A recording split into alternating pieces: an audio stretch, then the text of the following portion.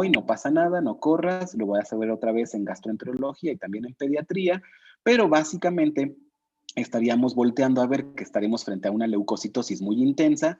Esto es lo que llamamos desviación a la izquierda, cuando tenemos una cantidad de neutrófilos inmaduros, es decir, de bandas muy alta, auspiciando a esta leucocitosis.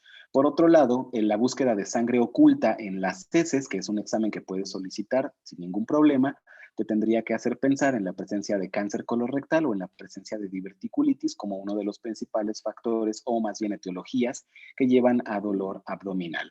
Y por último, al respecto de las sospechas de alteraciones genitourinarias, no lo dudes, pide un examen general de orina o incluso un urocultivo para salir de dudas. Es una prueba bastante económica que además te va a dar una gran cantidad de información. Recuérdalo, encontrar con un piocito, con un solo piocito que encontremos en ese examen de orina, ya podríamos pensar que se trata de una infección en ambos riñones, que puede ser pielonefritis y que esta puede simular a un abdomen agudo. Evitarás, te aseguro, con mucha frecuencia, si pides el examen general de orina, que se metan al quirófano lo que llamamos apéndices blancos. Es decir, parecía una apendicitis, parecía peritonitis por apendicitis y al momento de entrar y abrir, sorpresa, el apéndice está ahí solo siendo y pues nada, tienes que fingir un poco de demencia, volver a cerrar y seguir trabajando en saber cuál es el origen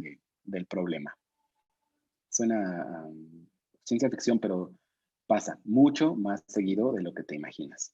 Al respecto de las pruebas de imagen, pues mira, las radiografías planas nos podrían servir en casos muy extremos, como en la obstrucción intestinal o en la perforación, en tanto que en la obstrucción intestinal lo típico que vamos a ver va a ser a los niveles hidroaéreos. Tiene todo el sentido. Si nuestro paciente está de pie, y tú y yo ya hemos hablado, me parece que en muchas ocasiones, de los efectos de la aceleración gravitatoria sobre los fluidos corporales, pues nada, las cantidades de líquido que estén atrapadas dentro del tracto gastrointestinal van a ir hacia abajo y el aire va a ir hacia arriba. ¿Cuál va a ser el resultado? Niveles hidroaéreos. Ya está. Cada vez que encuentres niveles hidroaéreos en una placa, lo primero que tienes que pensar es en obstrucción intestinal. Lo segundo que tienes que pensar es obstrucción y lo tercero es obstrucción. Por otro lado, en el caso de la perforación, ya habíamos dicho que se iba a liberar aire en la cavidad abdominal en donde no tendría que estar. Entonces, si pones atención, aquí vas a ver las cúpulas diafragmáticas, pero debajo de esas cúpulas diafragmáticas no está de inmediato el parénquima hepático. Aquí se ha formado una cápsula de aire y eso es porque el tracto gastrointestinal se perforó y el aire está saliendo hacia el espacio peritoneal. Aquí tendría que estar la cámara gástrica, pero no, la cámara gástrica está hasta acá abajo y aquí lo que tenemos es aire libre dentro de la cavidad abdominal, condición que conocemos como neumoperitoneo, ¿no? En estos sentidos, ambas son de abordaje, a ver, el neumoperitoneo es de abordaje quirúrgico o sí, o sí. Puede ser que si se ha perforado una úlcera gástrica, el epiplón funcione como apósito biológico y lo tape. Puede ser, pero no te arriesgas a esa posibilidad. Entras al quirófano y lo resuelves. En el caso de la obstrucción gastrointestinal, ya veremos que hay medidas terapéuticas que pueden darle una oportunidad al paciente, como el uso de sondas especiales o enemas especiales para resolver esta obstrucción. Si esto no se mejora con las medidas terapéuticas iniciales, pues entras a quirófano a desobstruir a nuestro paciente. Algunos litos, particularmente cuando son de un tamaño considerable, pueden evidenciarse también en las radiografías planas, particularmente las que se albergan en los riñones o en la vesícula. Sin embargo, mucho cuidado, aunque pueden aparecer y además serían de qué categoría, o sea, tendrían que verse muy blancas, ¿no? Entonces tendrían que ser radioopacas, tendrían que ser cuerpos ahí que veamos muy, muy blancos, así tendrían que ser las piedras en las radiografías. Aunque pueden aparecer ahí, no son la mejor imagen, o sea, no es la mejor herramienta para detectarlas. La mejor herramienta para esos cuerpos extraños es el ultrasonido. Y el ultrasonido lo que nos va a permitir es hacer en la misma cama del paciente un estudio rápido para encontrar litos renales, litos vesiculares y, por supuesto, al temido el día de hoy, aneurisma aórtico. Estos nos podrían dar también información muy rápida sobre la presencia o no de un embarazo ectópico, la torsión ovárica, así como ya hemos encontrado sangre en la caja torácica que llamamos hemotórax, También puede haber sangre en la cavidad abdominal que llamamos hemoperitoneo.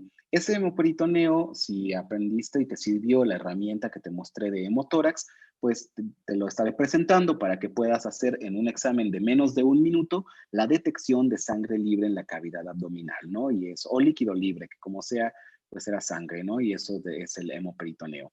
También con el ultrasonido podríamos detectar la presencia de la pancreatitis o incluso algunos trombos arteriovenosos.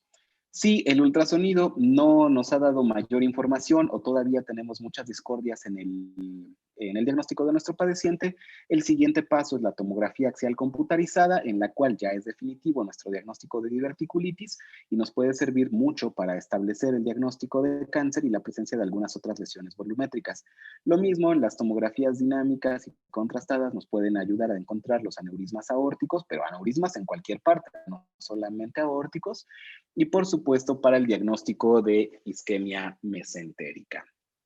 La presencia de trombos, pues es la que nos va a llevar precisamente a esta isquemia mesentérica. Muy bien, ¿hasta aquí tenemos alguna pregunta? No, profe. De acuerdo. Entonces, como recapitulación muy rápida de todo nuestro tema, podríamos decir que vamos a iniciar tomando la historia clínica de nuestro padeciente con la técnica OPQ-RST por onset o inicio, P provocación y paliación, Q por quality o calidad, el tipo de dolor, R para la región y la radiación, S nos hablaba de la severidad y el T del tiempo acerca del dolor. Tenemos que interrogar adecuadamente los síntomas asociados, particularmente los síntomas asociados gastrointestinales como náusea, vómito, constipación, diarrea y cambios en las evacuaciones, pero también averigüemos los síntomas acompañantes o asociados genitourinarios, ya que estos pueden imitar fácilmente a un abdomen agudo. Al respecto de los síntomas acompañantes constitucionales o síntomas B, que serían la fiebre, la sensación de escalofríos, la fatiga, la pérdida de peso y la anorexia, nos tendrían que hacer pensar en procesos crónicos, infecciones crónicas o malignidad. Al respecto de una historia clínica que tenga asociado factores de riesgo cardiovascular o si estos síntomas asociados son tos, disminución de la capacidad de ventilación, ortopnea o disnea de pequeños, medianos o grandes esfuerzos, el responsable tiene que ser o el corazón o los pulmones.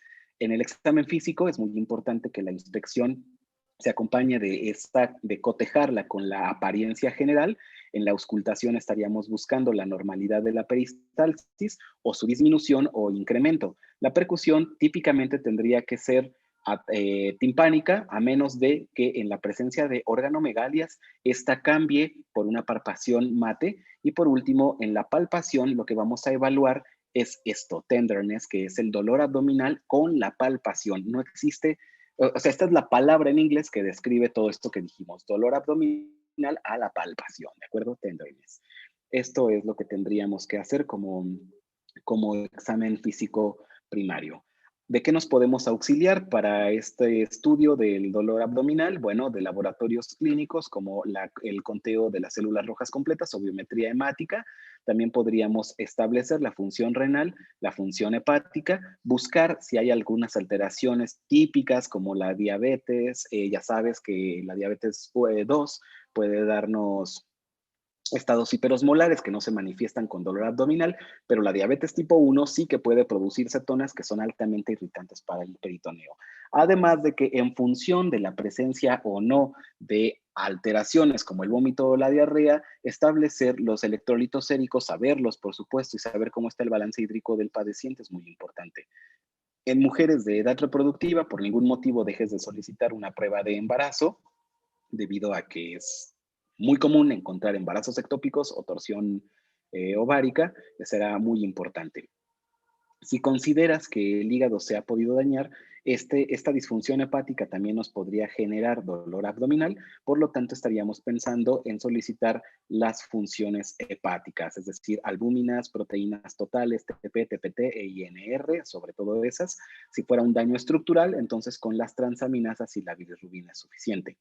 Al respecto de las enzimas pancreáticas, la amilasa y la lipasa, si te parece que pudieran ser las responsables por un dolor en hipocondrio izquierdo o dolor epigástrico, solicítalas sin ningún temor. Es más importante que capturemos adecuadamente a este paciente con la pancreatitis a que nos ahorremos el costo, bueno, el paciente se ahorre el costo de solo amilasa y lipasa.